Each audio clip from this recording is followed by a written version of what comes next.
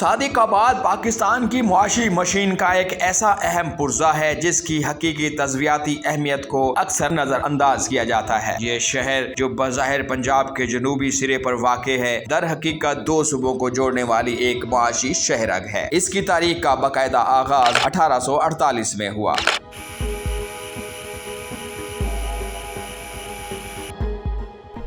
جب اسے ریاست بہاولپور کے نواب امیر صادق محمد خان پنجم کے نام پر رکھا گیا۔ یہ بات یاد رکھیں کہ یہ علاقہ شروع سے ہی مرکزی ریلوے لائن اور شہروں پر واقع ہونے کی وجہ سے ایک اہم لاجسٹک پوائنٹ تھا۔ تاہم اس شہر کی سیاسی اور انتظامی اہمیت میں سب سے بڑا اضافہ 1947 کے بعد ہوا، جب ریاست بہاولپور کی انتظامیہ نے ہجرت زدگان کو بسانے کے لیے یہاں ایک نئے شہری مرکز کا منصوبہ بنایا۔ آج بھی شہر کی منصوبہ بند ساخت اور نہروں کے ذریعے پرانے اور نئے حصوں کی تقسیم اس انتظامی فیصلے کا منہ بولتا ثبوت ہے۔ صادق آباد کی اہمیت صرف جدید تاریخ تک محدود نہیں، شہر کے قریب واقع پتن مینار ایک تاریخی معمہ ہے جس کی بنیادیں ماہرین آثار قدیمہ کے مطابق ممکنہ طور پر 250 قبل مسیح کی ہیں اور اسے ہندو شاہیہ دور کا مانا بھی جاتا ہے۔ یہ مینار سائنسی طور پر ثابت کرتا ہے کہ یہ علاقہ ہزاروں سال سے ایک اہم تجارتی اور فوجی مرکز رہا ہے۔ معاشی طور پر صادق آباد آج جنوبی